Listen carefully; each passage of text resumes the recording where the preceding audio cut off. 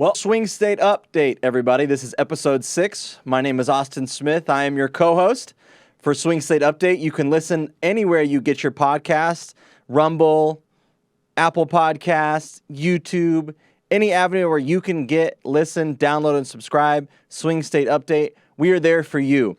We have got a lot to cover in episode 6. Obviously, Kevin McCarthy ousted as Speaker of the House of Representatives only 10 months into the job. Georgia rejecting the use of hand-marked paper ballots in that situation down there regarding Fulton County.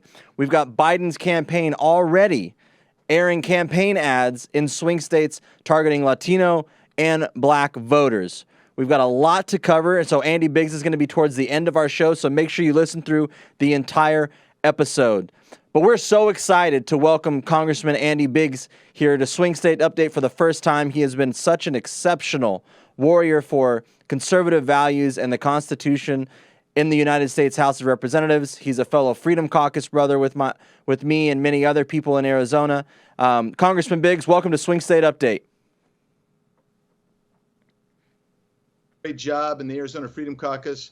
I appreciate your leadership there, and I'm grateful that you want to spend a few minutes with me.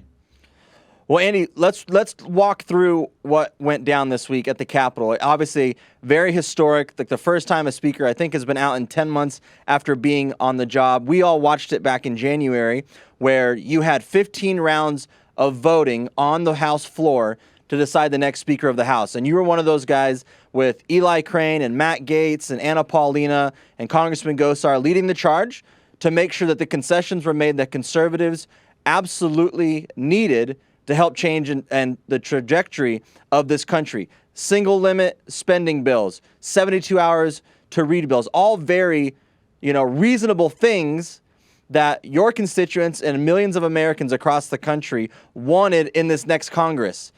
Fast forward 10 months, the CR, Kevin McCarthy, sidelining conservatives like yourselves and others from being told what's going to happen and not following through with the commitments that he made with conservatives like yourself and the Freedom Caucus. Walk us through, Andy, the last couple days and where we go from here.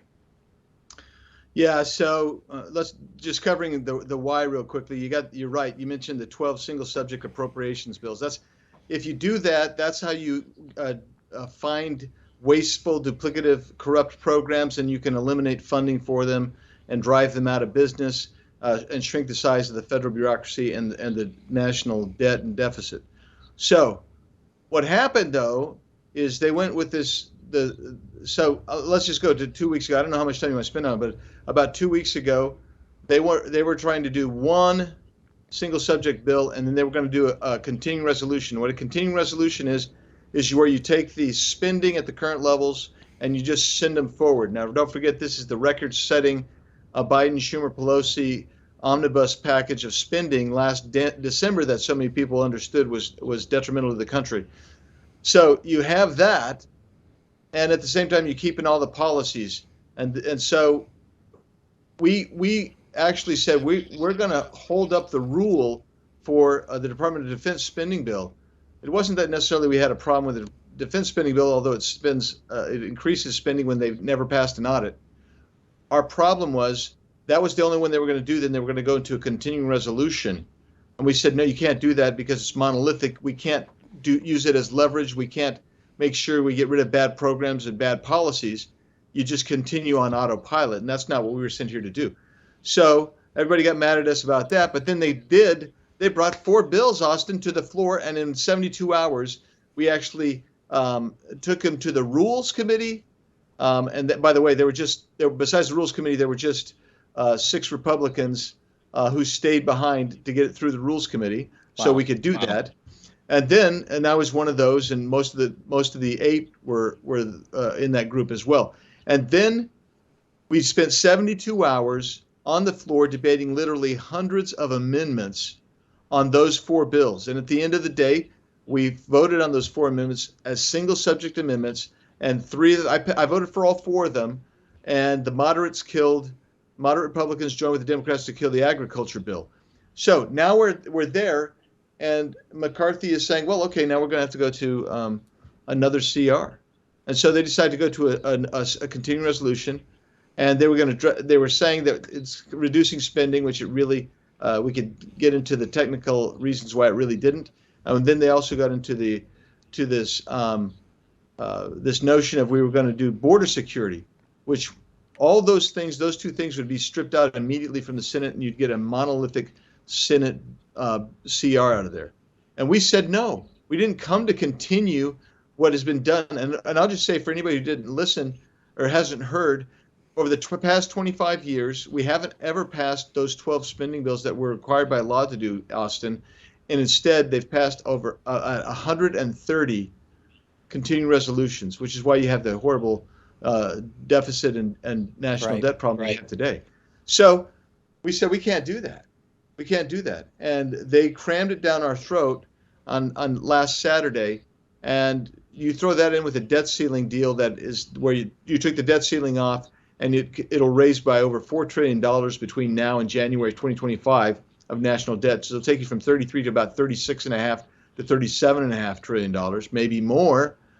And we said, we can't. It's an existential crisis. We can't keep doing that. While at the same time, you got the border open, you got high energy prices. The American family is having to make decisions on whether you buy eggs or bread and that type of thing. You got to make a change, and Mr. McCarthy simply was not up to the task. And so that's why we said it's time. Well, you're absolutely right. And Kevin McCarthy made specific commitments in January to get enough votes to be speaker. And so he didn't fully deliver on them, and he was held accountable for that. And whether, some people think that it was a good idea to oust him or not, what happened is he wasn't fulfilling his commitments that he made to other members in the House of Representatives. So the next speaker has to have the integrity to faithfully adhere to those principles and promises that McCarthy agreed to in January, so that the conservatives and any others, we can work together to put this kind of stuff behind us, unite as a party, to really, focus on, going after Jack Smith, holding the deep state accountable in Washington. I know you're on the oversight committee. And so critically, the next speaker too has got to keep the motion to vacate. I know we've heard of some conservative, I say lightly, very, liberally conservative, these pundits who are pushing the motion to vacate. And if that happens, it'll pretty much be gone forever, and it'll limit the accountability that other members will have on the Speaker's office, but not necessarily always in this Congress, but future Congresses.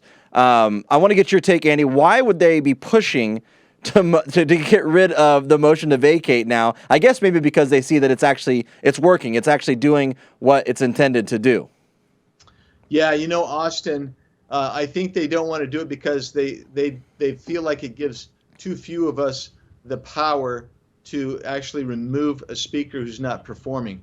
And just so everybody knows, for over 200 years, a motion to vacate with a single member requesting a vacate has been in place. The only time it came off was when Nancy Pelosi changed that because she didn't want to have anybody interrupting her service, and she wanted to rule with an iron fist. So, but people don't realize that there are other safeguards for a speaker, and one of them is a motion to table, and they tried that. Another is to take that motion to vacate and assign it to a committee, and then it goes off to oblivion somewhere. But they were kind of stuck here because I believe that they thought they had a deal with Democrats to keep the speaker. I mean, that's what I've been told. That's a rumor.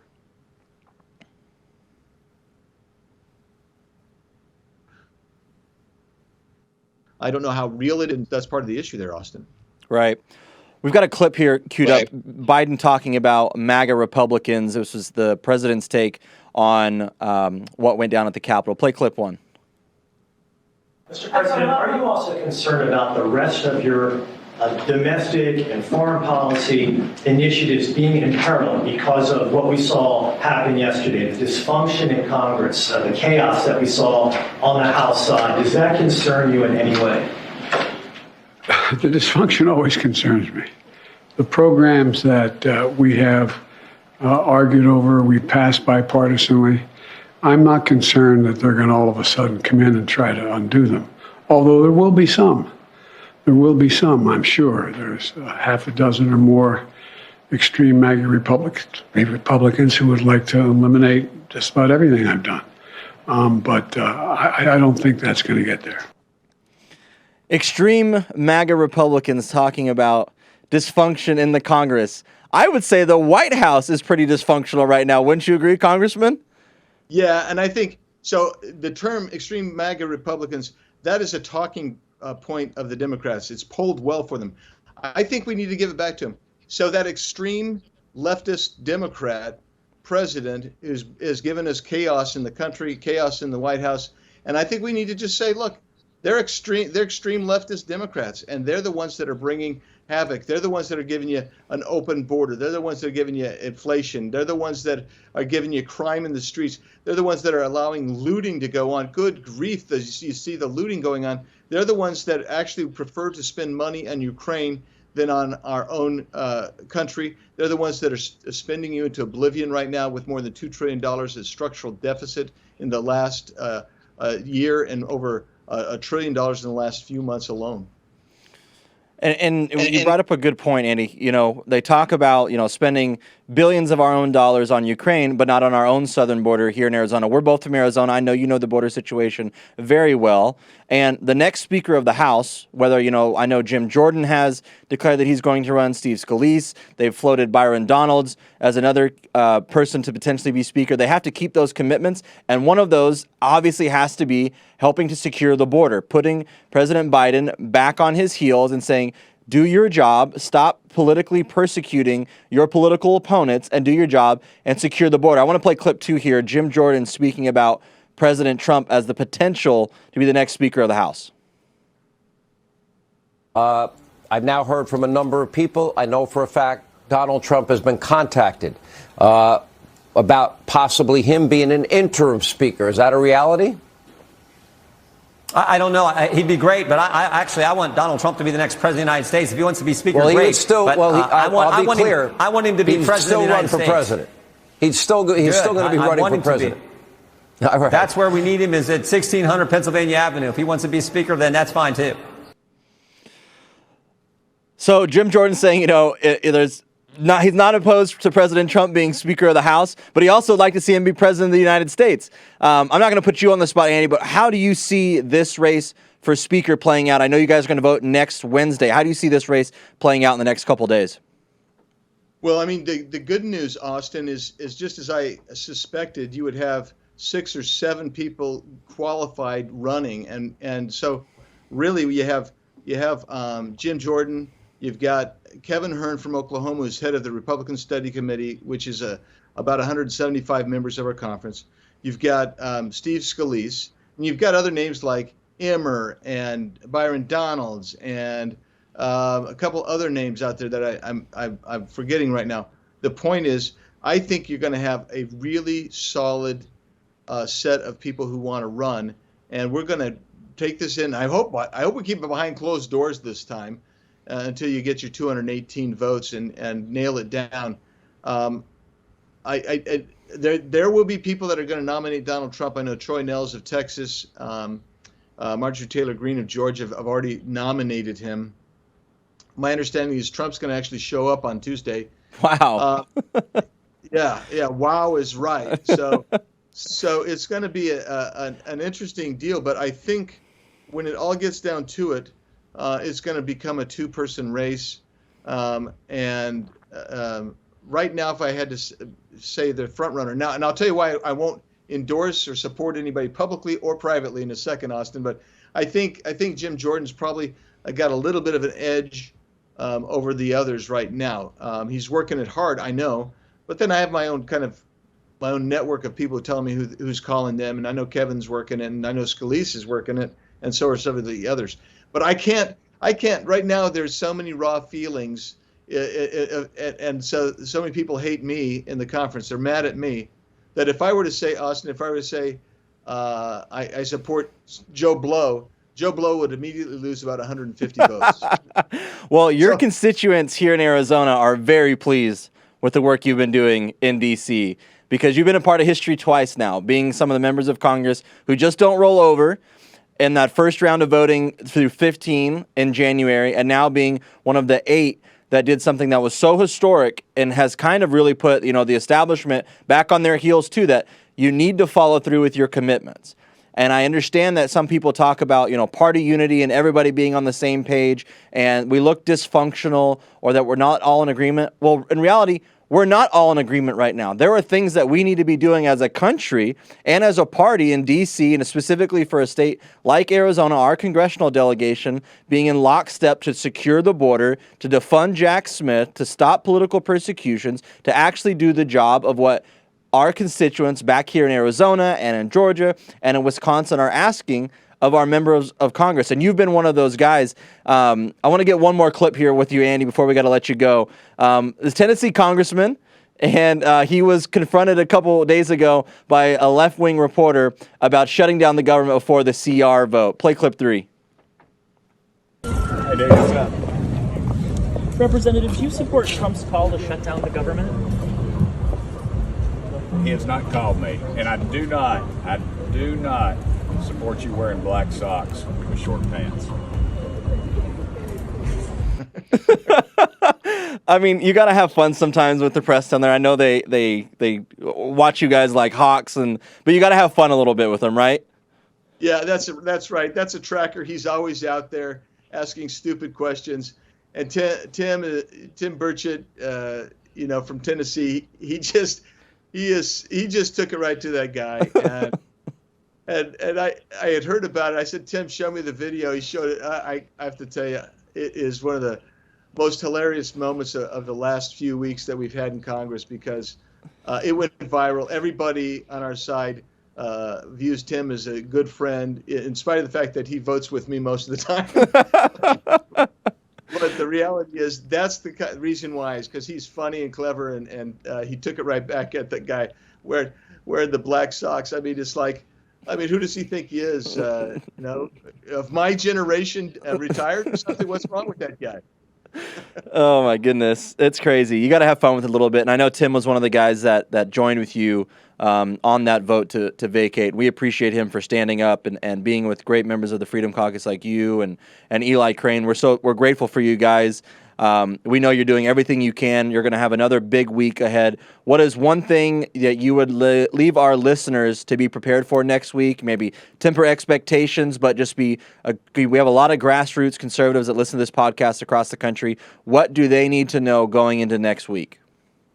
First of all, I wish we're all staying in town and actually negotiating and voting on, not negotiating per se, but campaigning for a speaker.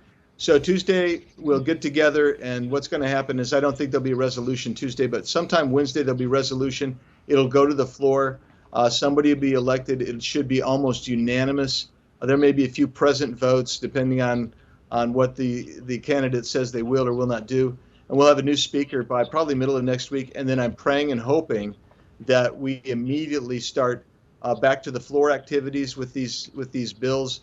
And if we do, then I believe that in a couple of weeks we'll actually have all of the remaining 12 bills done, get them over to the Senate, and then the Senate will have probably 2 weeks or so to decide what they're going to do, and then we'll resolve it that way. It's going to be, let's face it, constitutional republic is not necessarily always pretty and without conflict, but by golly, it's the best form of government we have.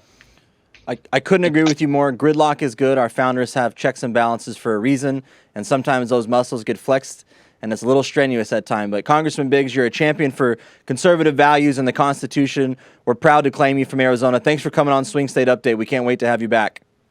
Thanks, Austin. Keep up the good work that I know you're doing in the state legislature. Thank you.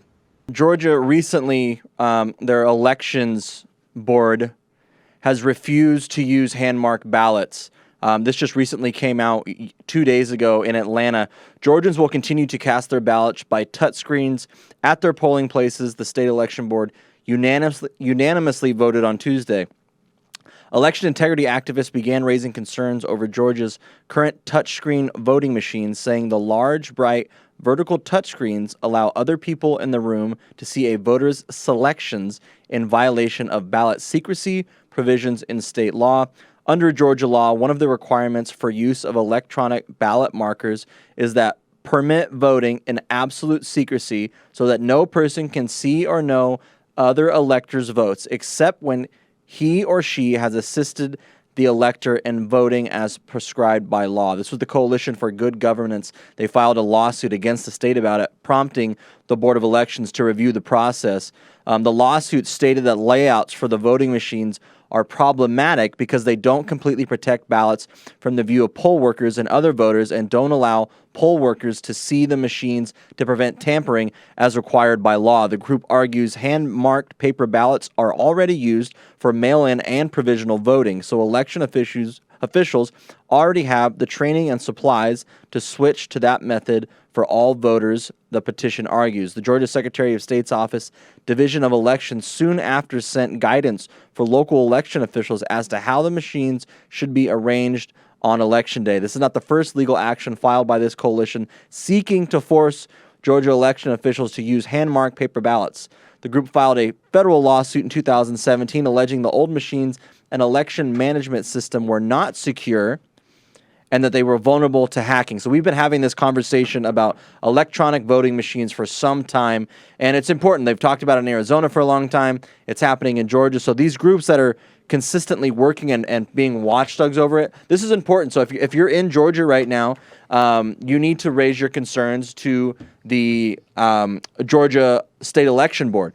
You know, they are political subdivisions of the state legislature there. And we were just talking about the Georgia legislature recently in regards to, you know, going after Fani Willis and defunding her office. You know, it seems like the government in Georgia has their priorities so mismanaged because when they're talking about election integrity in Georgia, they've done the bills, and I understand that they have a Republican legislature there. It's like, but there's other things at stake here. If the people are asking, you know, just through this lawsuit, that they have hand-marked paper ballots, and I know they understand that they've already done that with mail-in and provisional ballots. This is where the Georgia legislature has to step up and codify that law because, you know, I'm not the biggest expert when it comes to machines with electronic voting and tabulation. You know, there are some people who are really, you know, really smart about it and they understand it, and it's such a complex issue because these touchscreens at the polling places, you know, I remember checking in on Election Day in Arizona because I vote in person. I haven't always voted in person. Actually, up until 2022, this was my first time ever really voting in person as I can remember.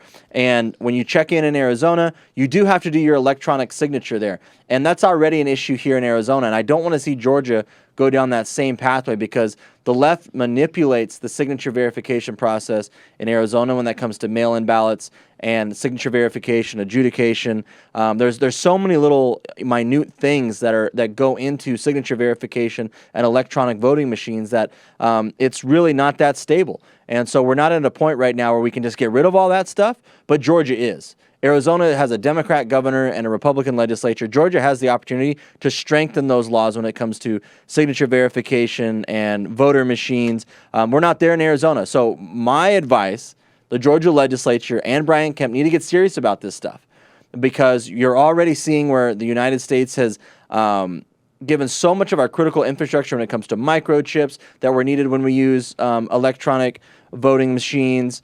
We're relying on other countries and things that are just not as stable for election integrity.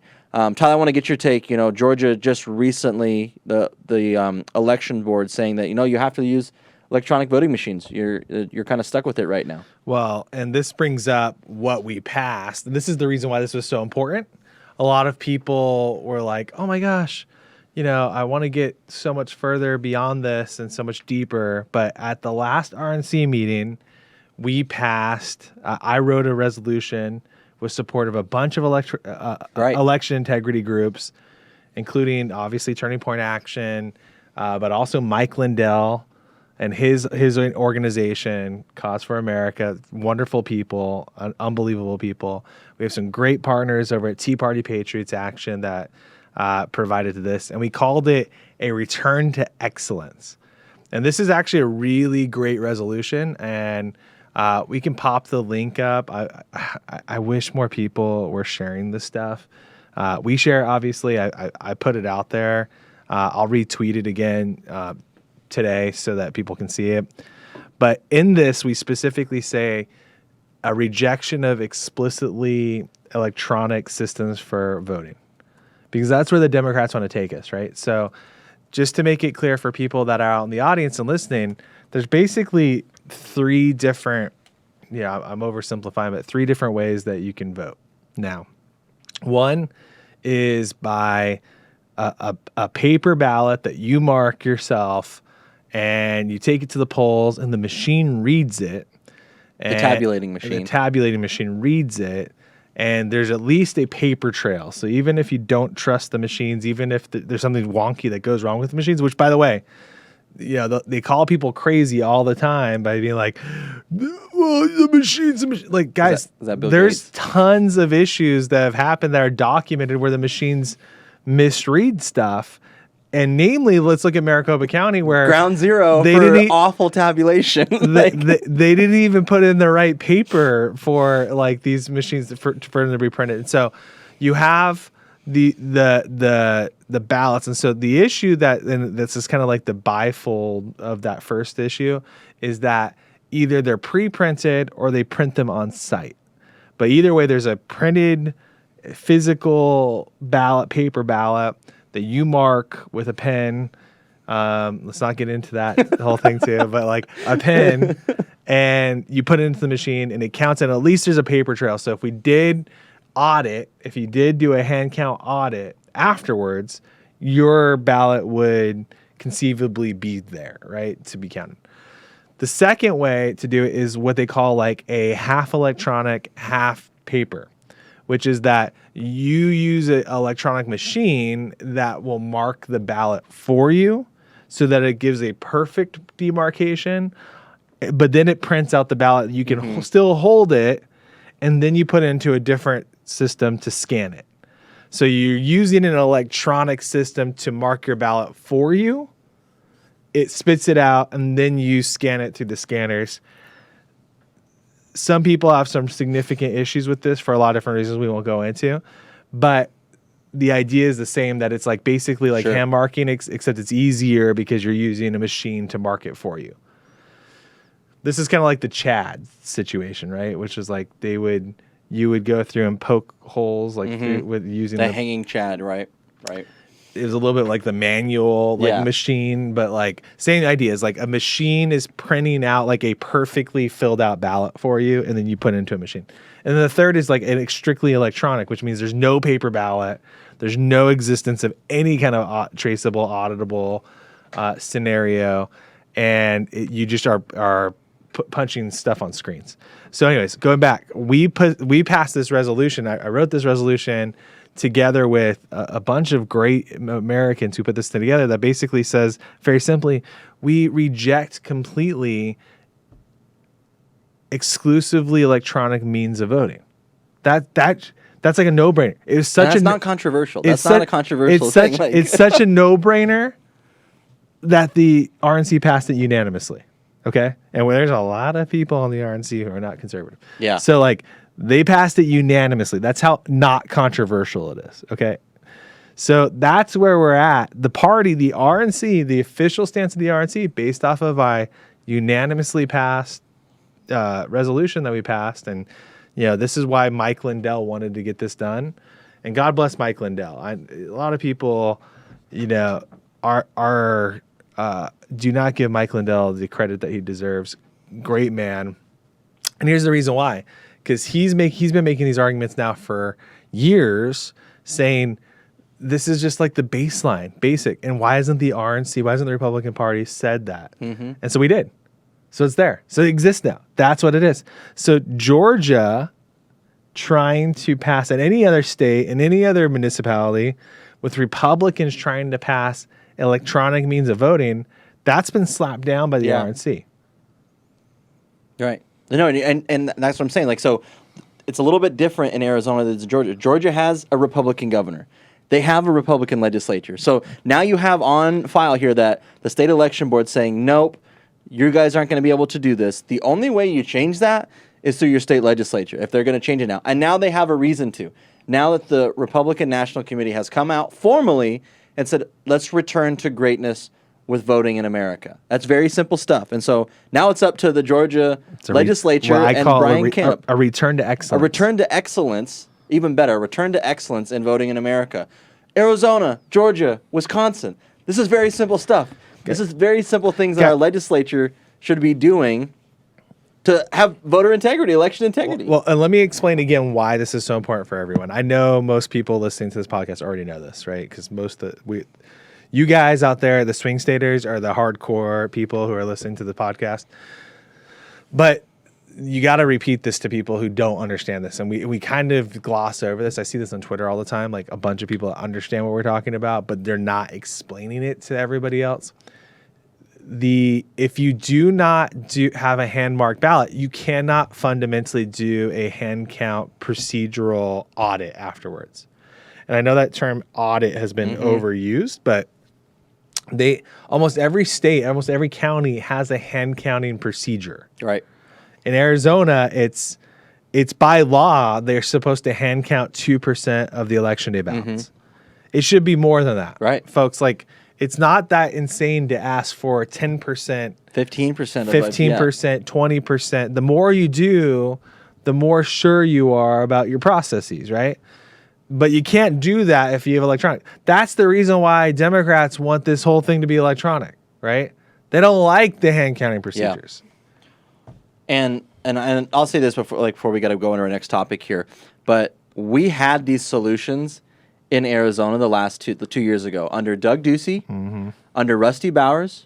Then you had the sticklers like liberal Joel John and Michelle Udall and all these people who put they're all no longer in office. They're no longer in office. They got voted out. These kind of stuff with electronic voting machines could have been solved a long time ago in Arizona in the last 2 years, and it was stopped under Rusty Bowers and Doug Ducey. And now Georgia's in a similar situation where they can take care of it right now with a Republican governor and a Republican legislature. So Georgia, don't go down the path of Arizona. Don't kick the can down the road and just assume that the next guy is going to come in and do it. Brian Kemp, do your job. Republicans in the Georgia legislature, stop trying to kick out Colton Moore from the Senate there. Be focused, laser focused on with like your state party to ensure election integrity in your state, because ballots go out in October in Georgia, the month out. They're not even ready yet. They don't have their priorities focused straight. So focus this next session on election integrity in Georgia and chasing those ballots, because Tyler says something before that's really key on winning these elections. Election integrity is defense. Ballot chasing is offense. It's a two-pronged approach. And that's what you got to do in Georgia. That's what we got to do here in Arizona. Whether that's electronic voting machines or not, there are ballots out there that need to be filled out and put in the mailbox as many times as humanly possible before Election Day. And I just want to reiterate, since we brought up Fulton County. So today we got the news, or yesterday we got the news, that the Georgia Senate is instigating a investigation against the Fulton County Jail, just FYI. So that's number one. The Fulton County, this was last week, and Orion Roy, who's on our team, I don't know if we already mentioned this, forwarded us the statement from the chairwoman of Fulton County, whose name is Stephanie Andres, and they said they insist that Colton Moore be immediately reinstated back to his duties. So that is news, and thank you to Orion, who's by the way, if you haven't followed Orion and Cooper on our team in Georgia, we're gonna have them on very soon. Hopefully, actually next week. We should actually have There'll be a lot more Georgia stuff like every week now because of this. because of all the craziness going on. So you're going to get to know Cooper Whitmer and Orion Roy quite a bit here. There are absolute butt kickers that we have in Georgia, but special thank you to them. But, the Georgia Republicans are stepping up, and I'm telling you, I've seen this story again, and we'll kind of talk about this in a second with Arizona, because you guys need to know about. Actually, maybe this is a good time to talk about it. There's this battle for the soul of the Republican Party that I've never seen before. And Georgia and Arizona are actually very similar. Yeah. Wisconsin's not. Wisconsin has been not a very conservative state for a long time. It's had some ups and downs, right?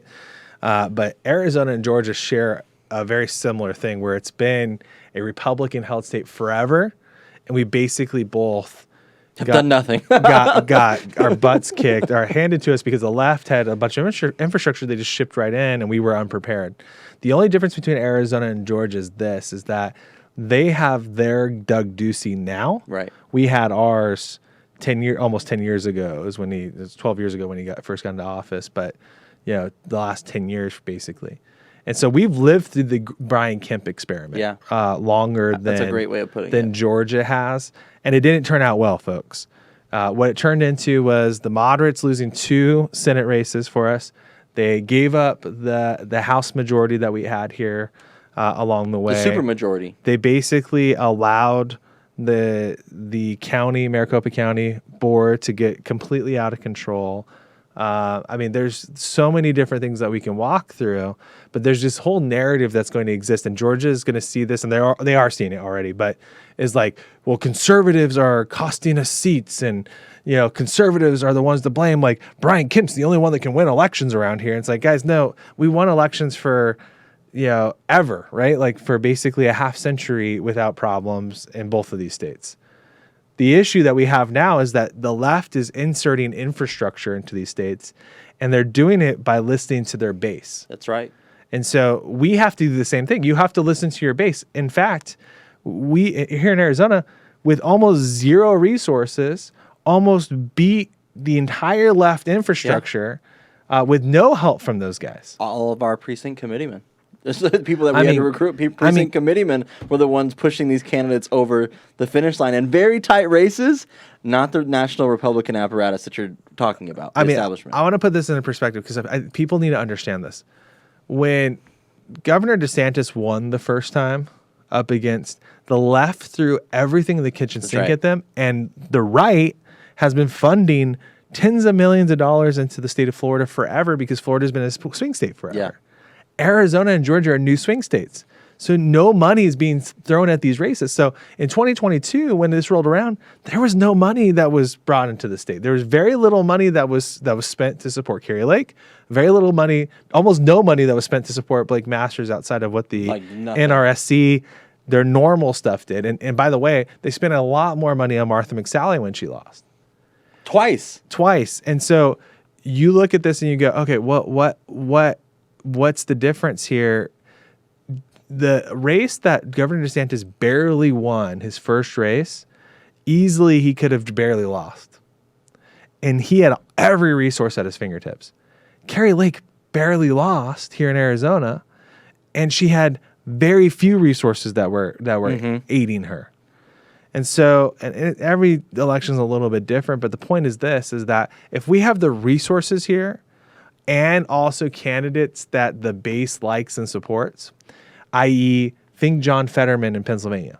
The reason why the left didn't try to take out John Fetterman in a primary heavily because they've learned it's a waste of time and energy and money. Yeah. Better to have a brainless potato on there that has a D next to his name than, have a Republican win.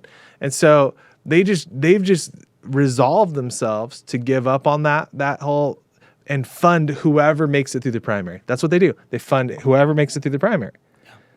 Just the same way that conservatives have voted for whoever makes it through the primary. Mm-hmm. And guys, the Martha McSallies, we've already done this test. Yeah. The Martha McSallies proved to us not once, not twice, we're now like 4 election cycles in, they lose just as much as our guys lose when they're facing infrastructure to the left. So why not take this situation where you have the conservatives, the base, like who they're voting for, number one. And that was Carrie, right? They like Carrie. Easily. That's why she won against millions, hundreds of millions, like over $100 million spent against her. But then second is let's fund those things. Let's strategically fund the things that we need in order to win. That is the message. Yeah. No, and this is a great transition. So Biden is already spending campaign money in swing states. How do I know this? Because I've seen like dozens of Joe Biden commercials on local news networks in Arizona already, a year out from the general election. Play clip 4. On his first day in office, President Biden signed the Racial Equity Executive Order. Since that day, his policies have made a real difference for Black America, working to narrow the Black racial wealth gap by creating millions of new, good-paying jobs and more funding for Black entrepreneurs. Biden's lowering the cost of living by reducing your energy bills and capping the cost of insulin at $35 for seniors. President Biden is getting it done, for us. And that's the facts.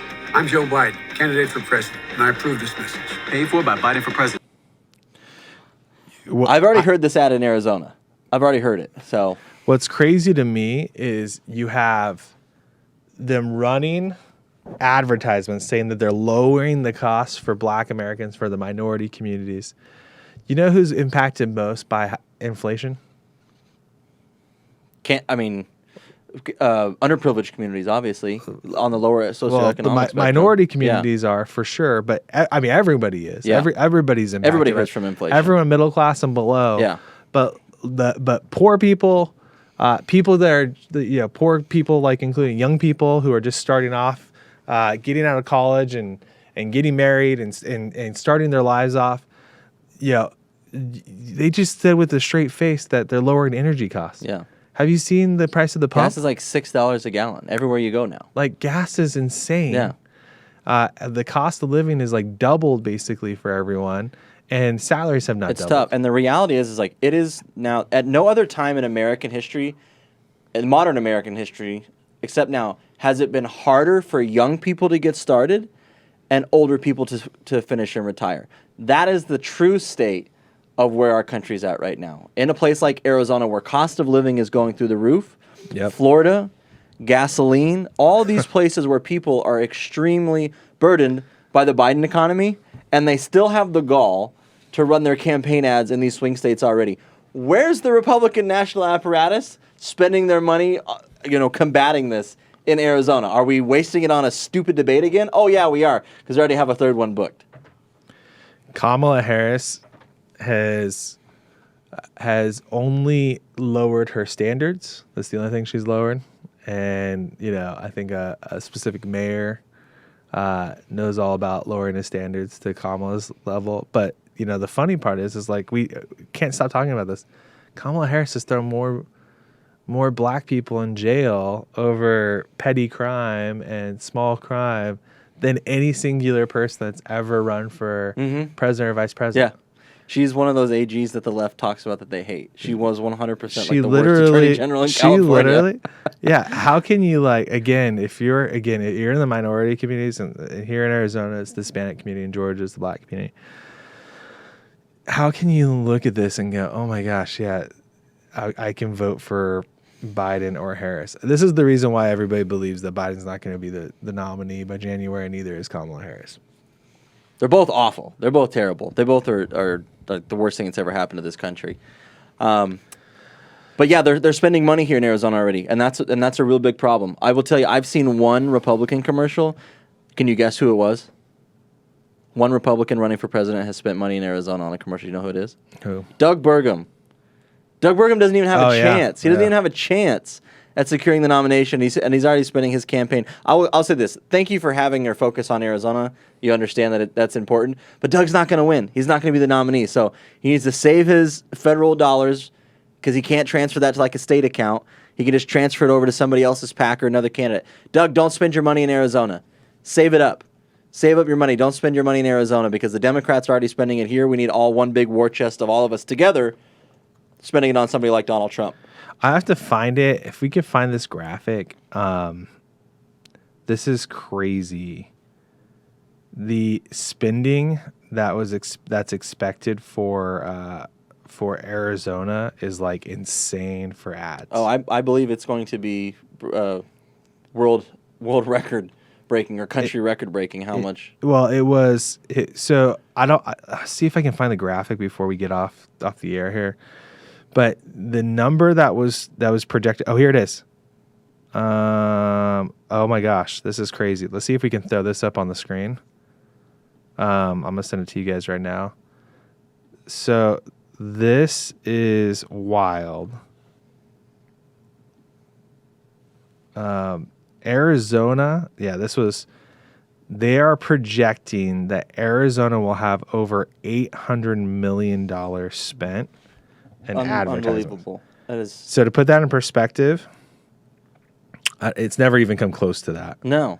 Let me see here. That means like every. Can you guys throw this up on the screen? That means like every second there's a political campaign commercial. Oh no, people people are totally going to tune out. People of this. in Arizona are already pissed about politics. Yeah.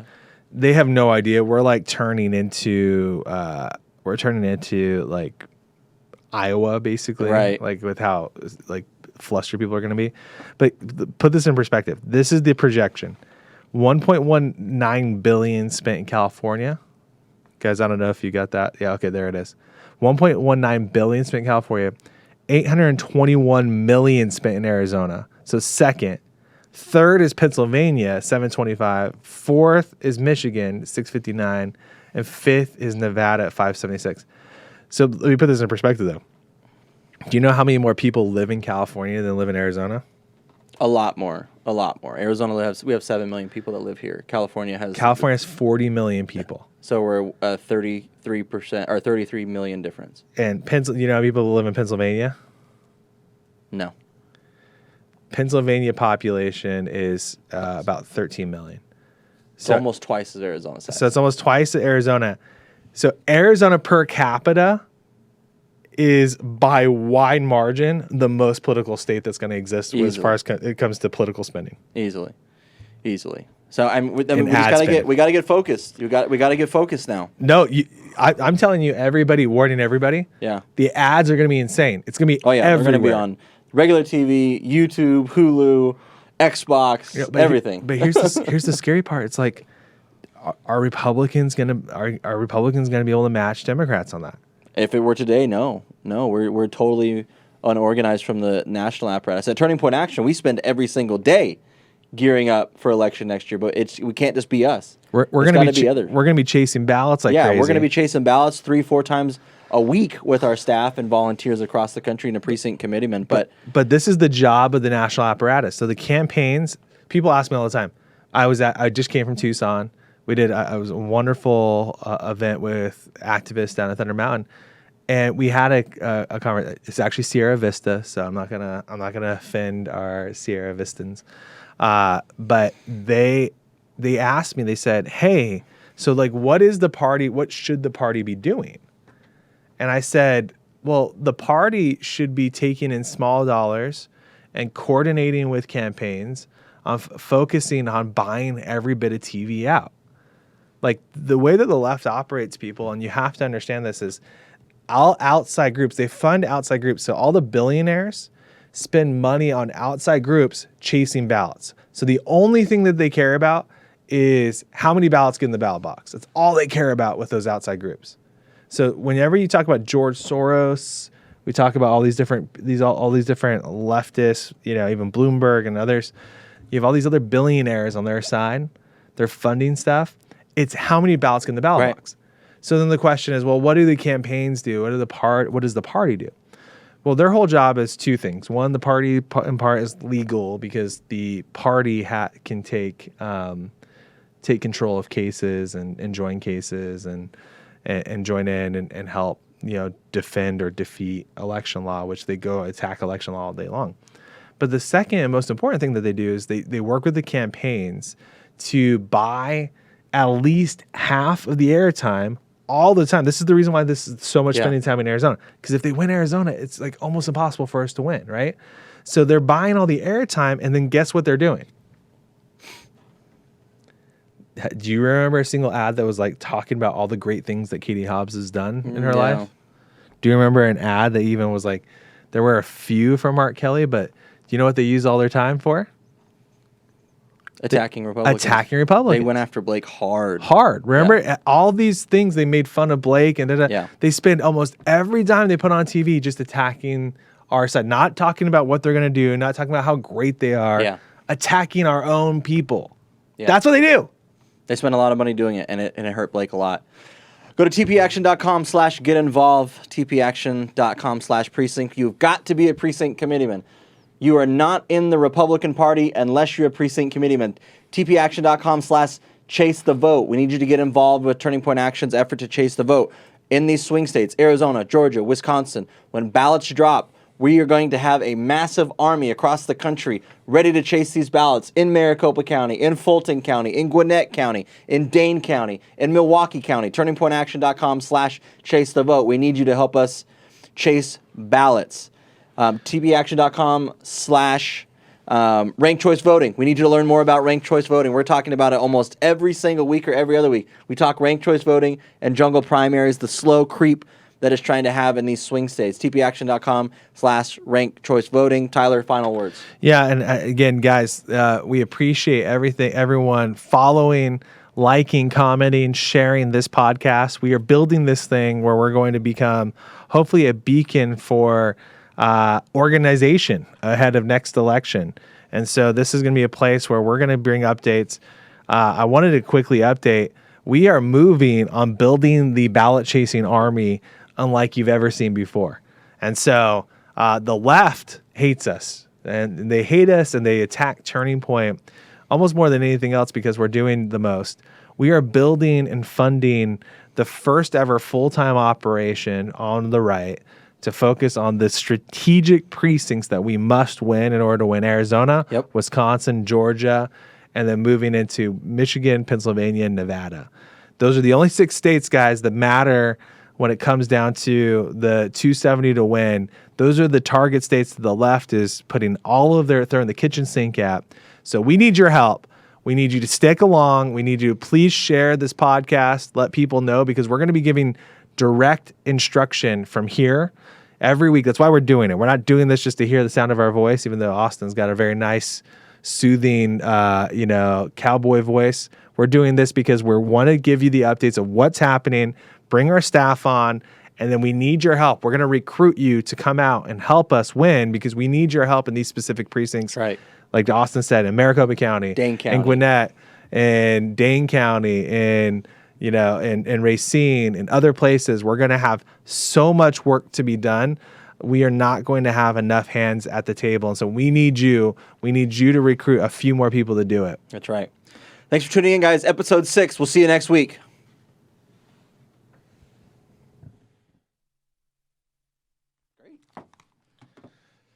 Great.